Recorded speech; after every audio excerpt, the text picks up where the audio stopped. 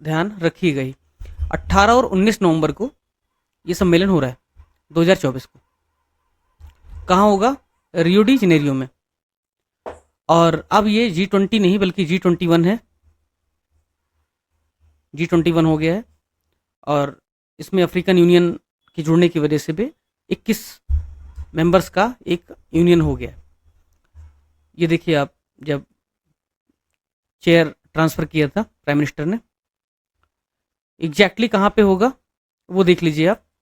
Museum of modern art, जैसे भारत में भारत मंडपम था मित्रों, वैसे ही म्यूजियम ऑफ मॉडर्न आर्ट एक जगह है रियो डी जेनेरियो में, और वहाँ पे ये होने वाला है। कुछ क्वेश्चन, बेसिक क्वेश्चन है जो कॉन्सेप्चुअल क्वेश्चन है, फैक्चुअल है, उसका जवाब दे दीजिए। उसके बाद में करंट वाला टॉपिक एक बार फिर से देखेंगे। G20 के बारे में विचार करना है। ऑप्शन नंबर 1, G20 जो समूह है वो मूल रूप से वित्त मंत्री जो लोग थे, फाइनेंस मिनिस्टर थे, और जो सेंट्रल बैंक के गवर्नर्स थे, उनका एक सम्मेलन करने के लिए, बात करने के लिए, फाइनेंशियल इशूज पर, मार्केट इशूज पर, इंटरनेशनल इकोनॉमिक अफेयर्स पर ये बात करने के लिए इस्टेब्लिश किया गया था। तो ये स्टेटमेंट बिल्कुल सही है। दूसरा मित्रों, डिजिटल पब्लिक इंफ्रास्ट्रक्चर भारत की प्रायोरिटीज में से एक है। अगर जिनको नहीं पता, ऑलरेडी मैं पढ़ा चुका हूँ इस चीज़ को कि डिजिटल पब्लिक इंफ्रास्ट्रक्चर का मतलब यह है, ऐसा डिजिटल इंफ्रास्ट्रक्चर जो आम जनता के लिए सर्वजन सुलभ है। जैसे यूपीआई है मित्रों, जैसे कोविड के समय में जो पोर्टल था, जिसे कोवैक्स क्या बोलते हैं, कोविन बोलते थे उसको, ऐसे अभी यूनिवर्सल इम्यूनाइजेशन के लिए, यानी कि वैक्सीनीकरण के लिए यूबिन चलाया जा रहा है। ये सब क्या है? डिजिटल प्लेटफॉर्म्स हैं। NIC.in की वेबसाइट्स हैं, गवर्नमेंट के GOV की अपनी वेबसाइट है, या फिर प्रगति पोर्टल है। ये सब क्या है? एक हिसाब से डिजिटल पब्लिक इंफ्रास्ट्रक्चर है। और भारत दुनिया में बहुत शानदार कर रहा है इस क्षेत्र में। कई ढेर सारे डेवलप्ड कंट्रीज में भी भारत के लेवल का डिजिटल पब्लिक इंफ्रास्ट्रक्चर नहीं है। तो भारत एक नेतृत्व, और मैं आज ही डेटा पढ़ रहा था मित्रों कि जो टोटल सॉफ्टवेयर है और इंफॉर्मेशन टेक्नोलॉजी से रिलेटेड जो सर्विसेज हैं, उनके एक्सपोर्ट करने के मामले में, वैल्यू के मामले में भारत चौथे नंबर पर है। और ये बहुत बड़ी उपलब्धि है। तो ये दूसरा भी स्टेटमेंट सही है, क्योंकि भारत बार बार जोर दे रहा है कि भाई हमारे पास एक डिजिटल पब्लिक इंफ्रास्ट्रक्चर का बहुत शानदार इकोसिस्टम है, तो आप भी इसे अपना लीजिए, इससे आपका फायदा हो जाएगा। तो वैसे भी ये दोनों सकारात्मक स्टेटमेंट थे और G20 से जुड़े हुए हैं, तो इसमें कोई समस्या थी नहीं। लॉजिकल गेसिंग जो आपको सिखाया था कि दो सकारात्मक स्टेटमेंट हो और क्लोजली रिलेटेड हो, तो वो दोनों जनरली सही होते हैं, 80-90% सही होते हैं, दोनों में कोई दिक्कत है नहीं। दूसरा सवाल है G20 के बारे में ही। G20 जो है, पहला स्टेटमेंट तो रिपीटेड है। दूसरा कि जो इंटरनेशनल फाइनेंशियल स्टेबिलिटी है उसको बढ़ाना इसका उद्देश्य है, और जो पॉलिसी बेस्ड जो डिसीजंस होते हैं उनको भी समीक्षा किया जाता है इसमें। तो ये भी एक बहुत सकारात्मक स्टेटमेंट है, और ये भी बहुत सकारात्मक स्टेटमेंट है। दोनों क्लोजली रिलेटेड भी हैं, इसलिए दोनों भी सही होंगे, कोई दिक्कत नहीं। आपका लॉजिकल गेसिंग जो है वो यूज करने की यहाँ पे कोशिश की जा रही है।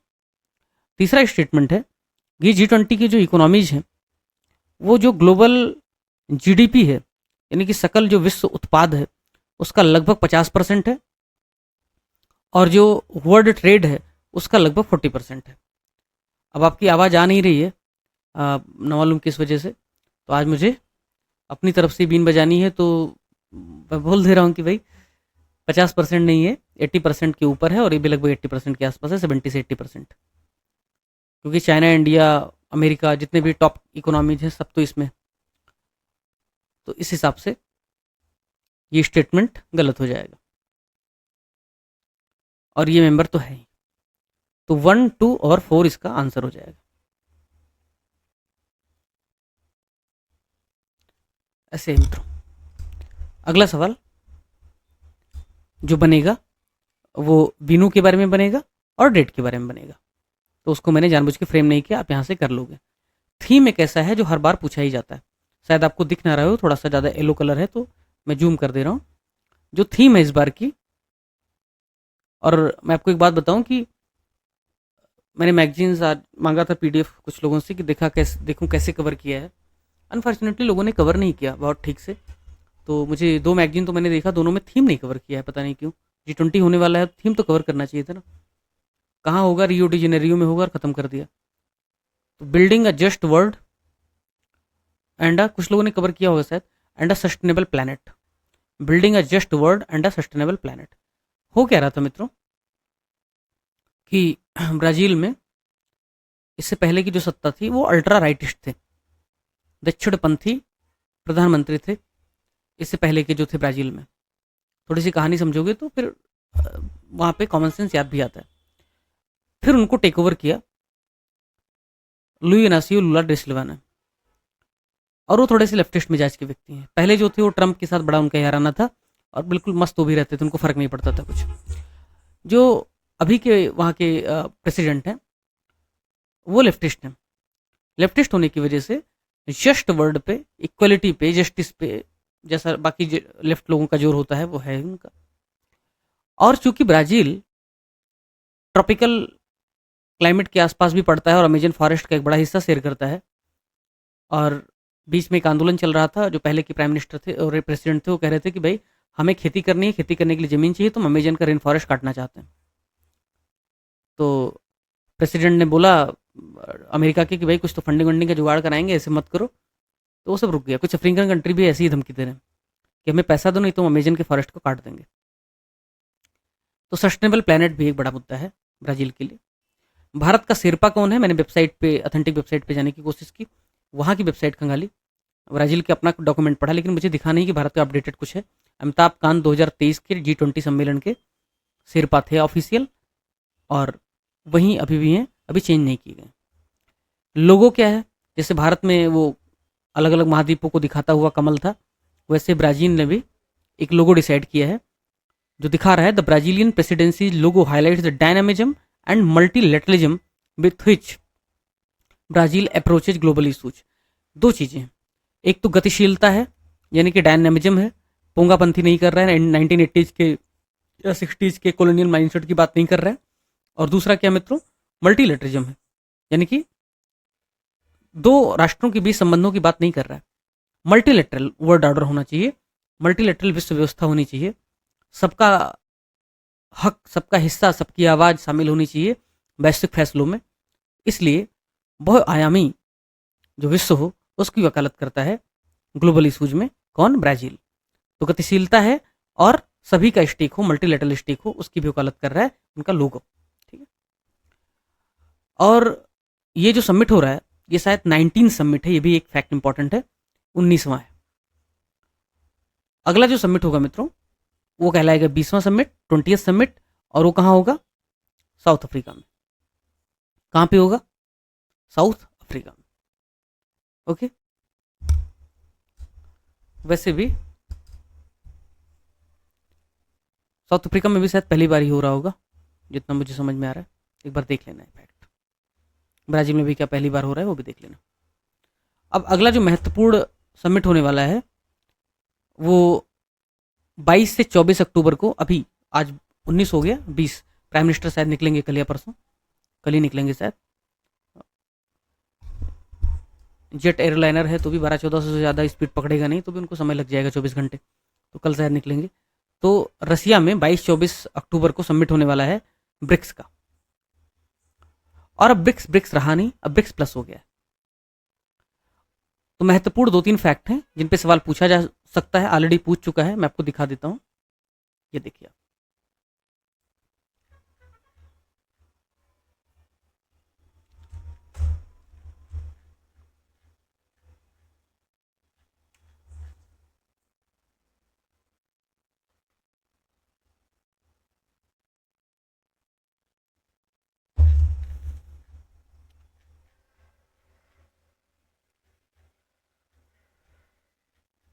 किधर गया भाई, हाँ ये देखो, यूपीपीसीएस में इससे पहले जो सवाल पूछा गया ब्रिक्स को लेकर के, वो पूछा गया 2013 में ब्रिक्स का सम्मेलन कहाँ पे हुआ। फिर पूछा उसने कि 2018 में ब्रिक्स का सम्मेलन कहाँ हुआ। फिर पूछा ब्रिक्स देशों द्वारा कौन सा बैंक चीन में स्थापित किया गया। और फिर पूछा 9वां जो ब्रिक्स सम्मेलन था उसका मेजबान देश कौन। देख रहे हैं। अब उम्मीद करता हूं कि यूपीपीसीएस थोड़ा सा खुद को अपग्रेड करेगा, इतना भोला सवाल नहीं पूछेगा। अगर अपग्रेड करेगा तो पूछ लेगा कौन सा ब्रिक्स का सम्मेलन है, तो ये 16th है। 2008 से जोड़ लेना तो वैसे भी ये 16वां बनेगा। दूसरा महत्वपूर्ण सवाल है कब से कब तक, तो 22 से 24 अक्टूबर। तीसरा सवाल बनेगा ब्रिक्स अब ब्रिक्स प्लस हो गया है, तो जो ब्रिक्स में 4 कंट्रीज थी, ब्राजील, रूस, इंडिया और चाइना, उसके अलावा कौन कौन सी कंट्रीज इसमें है।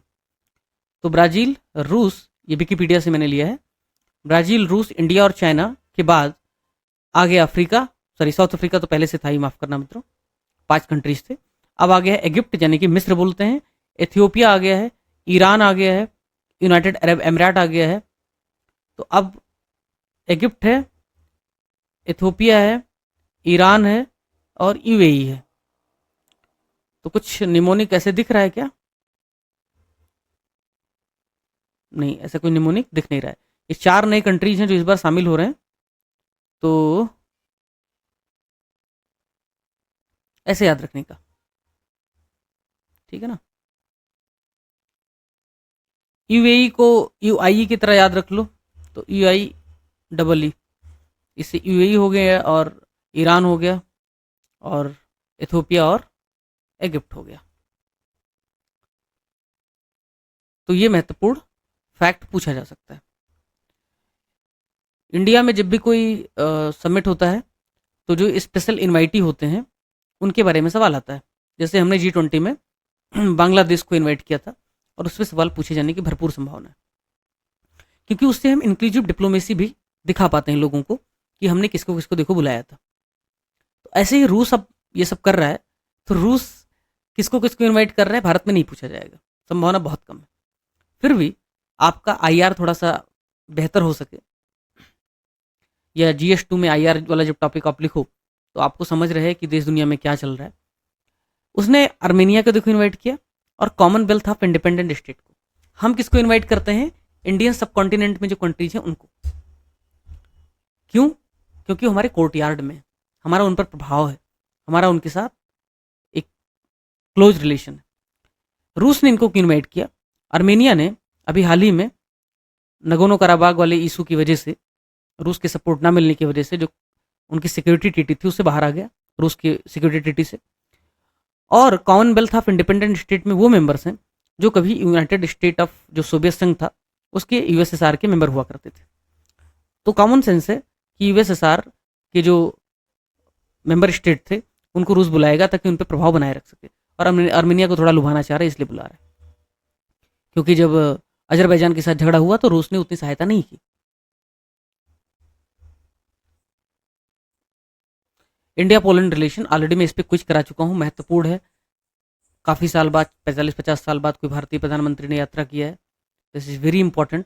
एक बार ये क्विज आप लोग फिर से सॉल्व कर लेना प्लीज़, क्योंकि वर्साई पैक्ट की समाप्ति के बाद कृषि प्रधानमंत्री, भारतीय प्रधानमंत्री की पहली यात्रा है, 45 सालों में पहली यात्रा है। 1955 में जो सोवियत संघ और यूरोप के साथ अन्य सैटेलाइट राज्यों के बीच संधि हुई थी उसे वर्साई पैक्ट कहा गया था। और वर्साई पैक्ट 1979 में नहीं खत्म हुआ है, बल्कि जब सोवियत संघ का विघटन हुआ है उसके आसपास के 1991 में खत्म हुआ है, इसलिए यही इसका आंसर था। पोलैंड यूक्रेन और रूस दोनों के साथ बॉर्डर शेयर करता है। यही वजह थी, मैंने आपको उस दिन कराया भी था क्विज में, यही वजह थी जब वहाँ पे क्राइसिस हुआ तो जो छात्र थे हमारे, स्टूडेंट यूक्रेन में फंसे थे, ऑपरेशन जो गंगा हमने चलाया था उसमें हमने पोलैंड की मदद ली थी। और शायद इसी वजह से पीएम ने विजिट भी किया होगा कि हमारा एक अच्छा साथी है। पोलैंड के राष्ट्रपति का नाम ये है, पोलैंड की राजधानी वार्सा है। ये पोलैंड के आसपास के बाजू के देश, रसिया है, बेलारूस है। अभी बेलारसिया को कहाँ से शामिल किया गया, किस में शामिल किया गया बताओ? 2024 में बेलारसिया को शामिल किया गया है SCO में, ध्यान रखना, ठीक है। ये सवाल भी मैंने बना के दिया था, बाल्टिक सागर के तट पर कौन सा देश नहीं है? चलो बताओ, बाल्टिक सागर के तट पे कौन सा देश नहीं है? बताओगे भी तो मैं सुन नहीं पा रहा हूँ।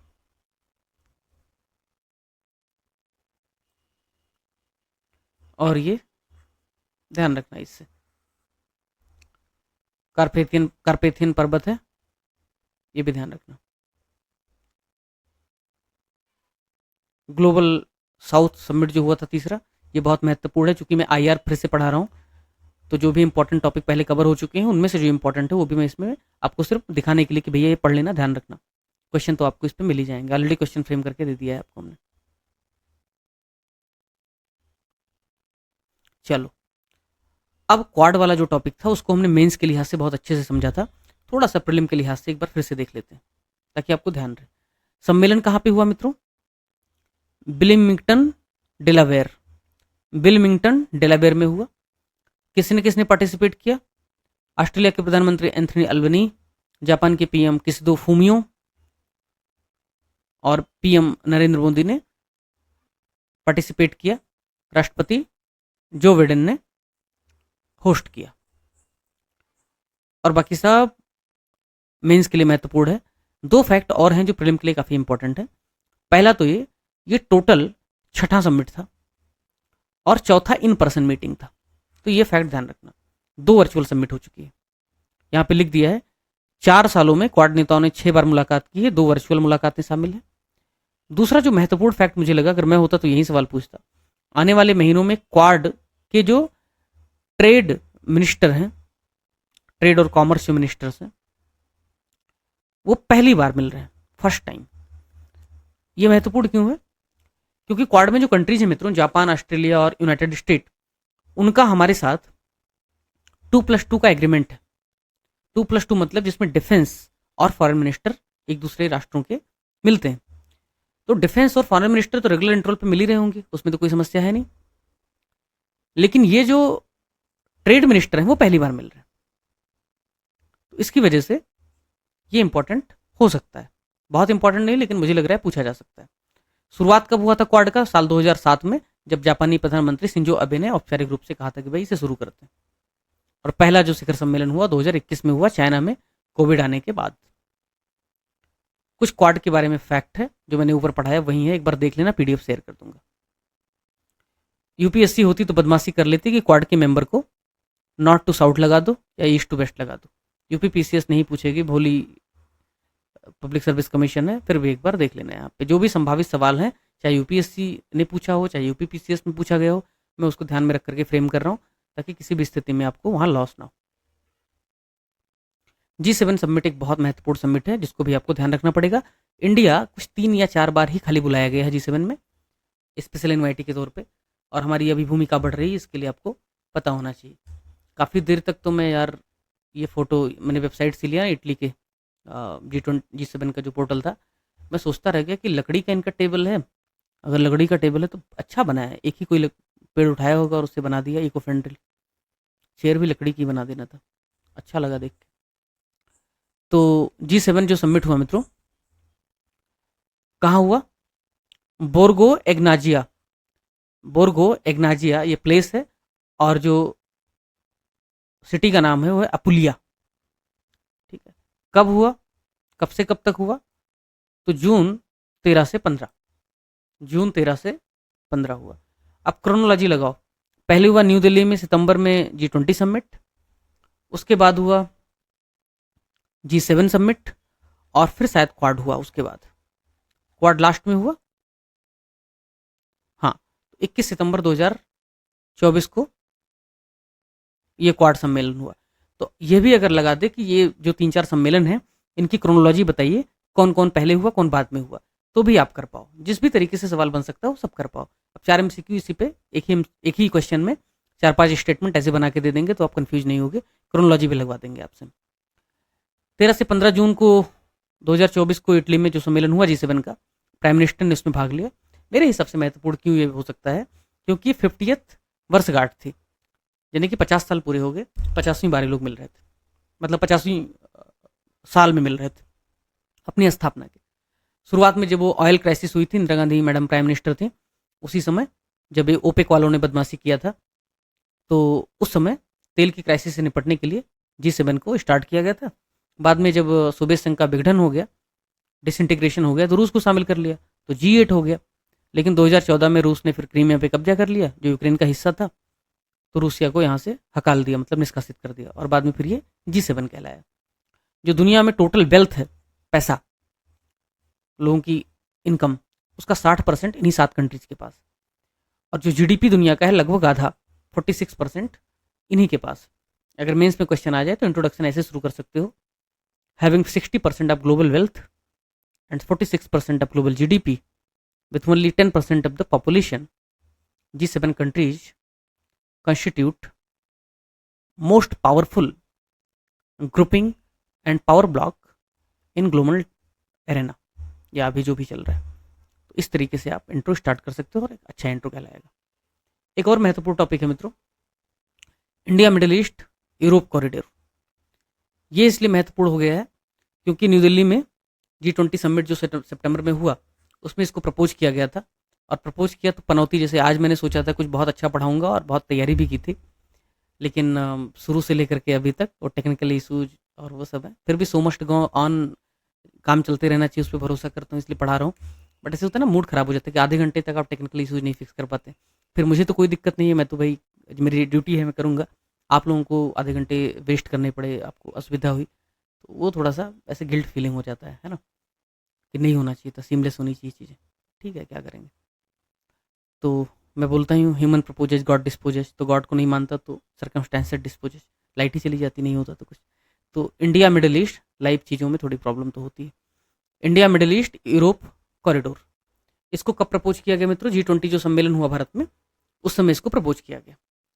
और ये एक्चुअली जो ग्लोबल इंफ्रास्ट्रक्चर और इन्वेस्टमेंट के लिए जो एक एग्रीमेंट है, जिसको बोलते हैं PGII, इसका हिस्सा है। ये जब प्रपोज किया गया तो सब बहुत शानदार था कि भाई इंडिया हो जाएगा, I2U2 के कंट्रीज हो जाएंगे, यानी मिडिल ईस्ट हो जाएगा और यूरोप हो जाएगा। और ऐसा इसलिए था क्योंकि चाइना का जो BRI प्रोजेक्ट था, एक्चुअली ये मल्टी मॉडल प्रोजेक्ट है, जिसकी सहायता से सप्लाई चेन को एक नए सिरे से शुरू करना है, और इसमें रेल है, पोर्ट है, एयरपोर्ट है, रोड है, तो मल्टी मॉडल एक ट्रांसपोर्ट का एक रूट का प्रावधान करता है BRI, इसको पहले OBOR कहते थे, one belt one road initiative. इसका एक अल्टरनेटिव दुनिया वाले ढूंढ रहे थे, तो भारत और बाकी क्वाड की कंट्रीज ने इसको सोचा कि हम India Middle East Europe economic corridor को हम प्रपोज करेंगे तो अच्छा हो जाएगा। अनफॉर्चुनेटली इजराइल का बाकी उसके दुश्मनों के साथ झगड़ा हो गया, और ये ठंडे बस्ते में है, अभी तक इजराइल ने साइन भी नहीं किया इस पर। ये देख लीजिए एक बार, ये इंडिया है, मान लो कहीं गुजरात के कांडला से या कहीं जो भी है, जहाँ से भी शुरू करना चाहेंगे, मुंबई से मान लो करते हैं, तो यहाँ से शुरू किया, UAE जाएंगे, UAE में जो रेल, पोर्ट और जो भी ट्रांसपोर्ट के माध्यम से वहाँ से सामान फिर सऊदी अरेबिया वगैरह, इजराइल वगैरह होते हुए, और फिर ये यूरोप तक पहुँच जाएगा। इसके दो फायदे होंगे। पहला फ़ायदा ये होगा कि BRI के तहत जो चाइना ने पाकिस्तान में ग्वादर बंदरगाह डेवलप किया था, ग्वादर पोर्ट डेवलप किया था, एक हिसाब से बाईपास हो गया, क्योंकि चाइना बहुत एज में था, बहुत उसको फ़ायदा हो रहा था। उस ग्वादर बंदरगाह का यूज करके वो सेंट्रल एशिया से लेकर के यूरोप तक अपने माल को ट्रांसपोर्ट कर पाएगा बहुत आसानी के साथ। इंडिया ने उसको काउंटर करने के लिए चबाहार बंदरगाह डेवलप करना शुरू किया ईरान के साथ मिलकर, लेकिन अमेरिका और बाकी वेस्टर्न कंट्रीज के सैंक्शन की वजह से चबाहार आज तक भी ठीक से काम का है नहीं। कभी कभी सुनने में आता है कि INSTC वगैरह के परव्यू में कोई एक कोयला की जहाज आ गई है, या कोई गेहूं वाला हमने राहत सामग्री भेज दिया है। इससे ज़्यादा मैं कुछ देखता नहीं हूँ, बहुत ज़्यादा व्यापार हो नहीं रहा। और बुरा तो तब हो गया जब कतर ने हमें वहीं से कहीं पकड़ लिया, हमारे कुछ नौसेना के पूर्व कर्मचारियों को और अधिकारियों को, और उन्होंने कहा कि जासूसी कर रहे थे। ये बात अलग है कि तो अब अगर ये फंक्शनल हो जाता है तो हम पाकिस्तान को बाईपास कर पाएंगे, हमें चाबहार की भी उतनी ज़रूरत नहीं पड़ेगी, और हम बहुत शानदार तरीके से यूरोप तक सप्लाई चेन डेवलप कर पाएंगे। ठीक है ना। अगर कभी India Middle East Europe corridor आ जाए, मुझे मैप बनाना नहीं आता, आज तक कभी बना नहीं पाया, नंबर उससे भी कम हो जाते हैं थोड़े से, तो भी आप ऐसे कर देना, कुछ नहीं कर पाना तो ऐसे ऐसे कर देना, ऐसे ऐसे कर देना, और इंडिया का मैप जो भी ऐसे है ऐसे, तो यहाँ यहाँ ऐसे दिखा देना, बस खाली यहाँ सऊदी अरबिया, यहाँ UAE, यहाँ इजराइल और यहाँ ग्रीस, कम से कम एक क्रम ठीक होना चाहिए राष्ट्रों का। इतना भी कर दोगे तो एग्जामिनर को समझ में आ जाएगा तुम्हें एग्जैक्टली आता है, बाकी सौंदर्य हो देखने की जरूरत नहीं उसको। तो सी रूट भी है, रेल रूट भी है, मल्टी मॉडल कनेक्टिविटी प्रोजेक्ट है। सिग्नेटरी है, अनफॉर्चुनेटली इसराइल ने अब तक साइन नहीं किया है जहाँ तक लेटेस्ट अपडेट है, बाकी लोगों ने अधिकतर साइन कर दिया है। इटली ने इसलिए साइन कर दिया क्योंकि अभी फेवरेबल गवर्नमेंट है, पहले की गवर्नमेंट चीन के साथ ज़्यादा इंक्लाइंड थी। अभी इटली शायद बाहर भी हुए हैं BRI प्रोजेक्ट से, जबकि इटली पहला ही देश था यूरोप में जिसने कि BRI प्रोजेक्ट पे साइन किया था। तो प्रीलिम के हिसाब से, मेंस के हिसाब से आप इसको देख लेना। ORF पे मैं एक आर्टिकल पढ़ रहा था आपका, जब प्रिपेयर कर रहा था, पहले मैंने सोचा था मेंस पे भी डिस्कस करूंगा, लेकिन अभी मन अच्छा नहीं है तो मैं मेंस के हिसाब से इसको डिस्कस करने वाला हूँ नहीं। फिर भी मैंने ORF का आर्टिकल मुझे अच्छा लगा, काफ़ी अच्छा आर्टिकल लगा, तो मैंने उसकी लिंक यहाँ पे शेयर कर दी है और उसका इमेज है। The India Middle east economic corridor facilitating a new era of connectivity and trade, ये उसका हेडिंग है। तो आप इस पे इसको कॉपी करके और पढ़ सकते हैं। ठीक, एक और बहुत महत्वपूर्ण शिखर सम्मेलन हुआ जिसको कहते हैं इंडिया रूस एनुअल शिखर सम्मेलन जिसको बोलते हैं। एक बार भारत के प्रधानमंत्री रूस जाते हैं और एक बार रूस के प्रेसिडेंट भारत आते हैं। ऐसा हम लगातार कर रहे हैं। कब से कर रहे हैं? इस सेंचुरी की शुरुआत से कर रहे हैं। तुम लोग सुन रहे हो या चले गए हो ना भाई? ओके, ठीक है, थैंक यू सो मच।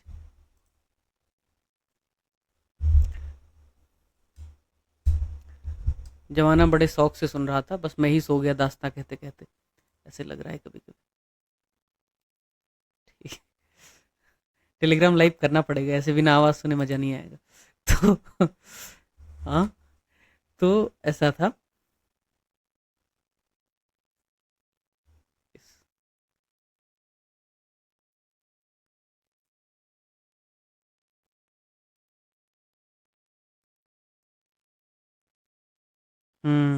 किसी ने मुझे कोड भेजा है सेशन करने के दौरान ही, nothing sedates rationality like large doses of effortless money.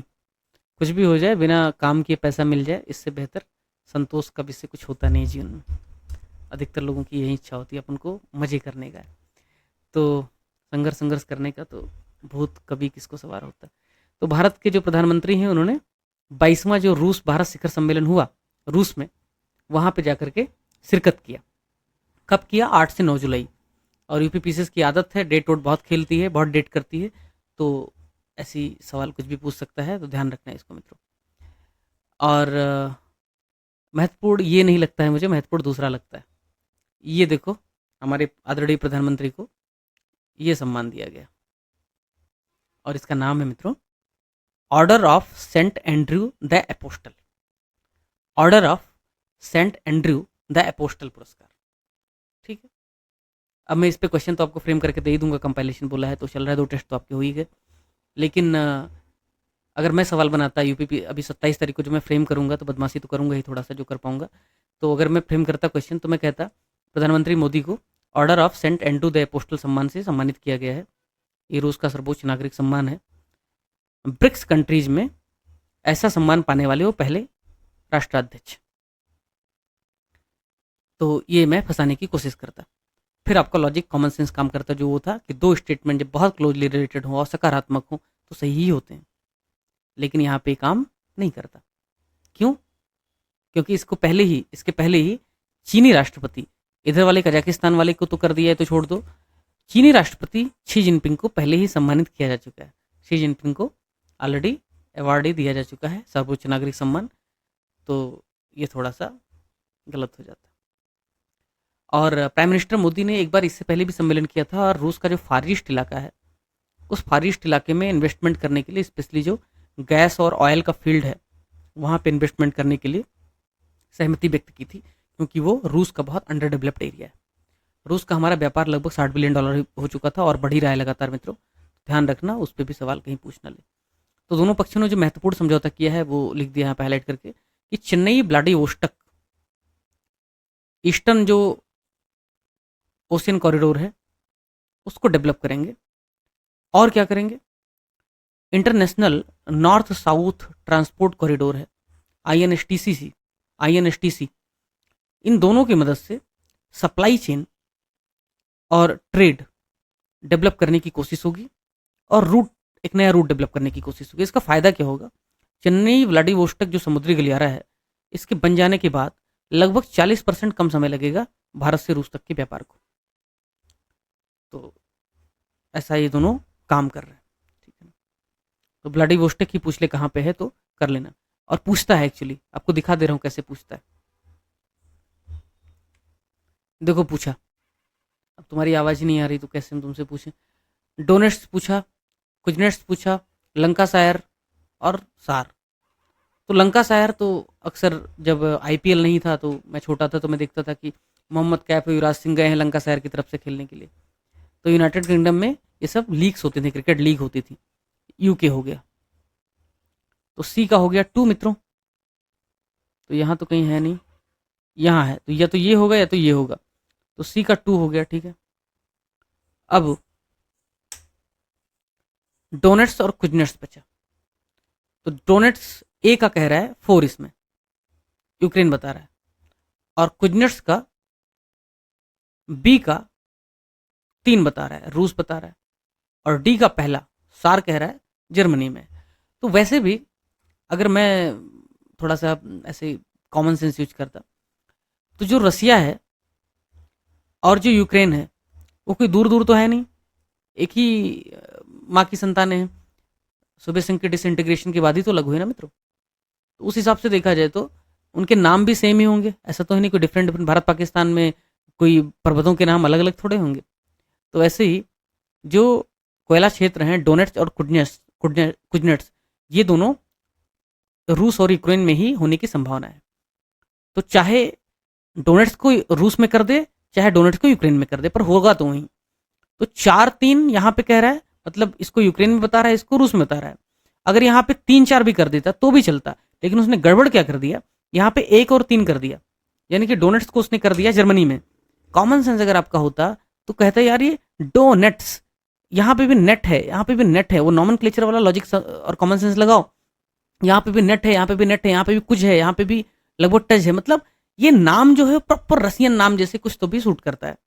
और इस तरीके का नाम मतलब यूक्रेन और रूस की ही बात कर रहा है, और ऑप्शन में भी दोनों कंट्रीज हैं। क्योंकि भाई आप बंटवारा कर लोगे, विभाजन कर लोगे, लेकिन आप हजारों लाखों साल से जो नाम चला रहा है वो कहाँ बदल दोगे, भाषा थोड़े आप बदल दोगे। तो ये कॉमन सेंस आप करके यहाँ सॉल्व कर सकते थे, आपको जरूरत भी नहीं थी पता होने की। मित्रों मुझे लग रहा है कि आज रहने देते हैं, आज के लिए इतना ही। मन हो तो आओ टेलीग्राम पे लाइव गप्पे हाँकते हैं 5 मिनट, और आज के इस सेशन को यहीं समाप्त करते हैं।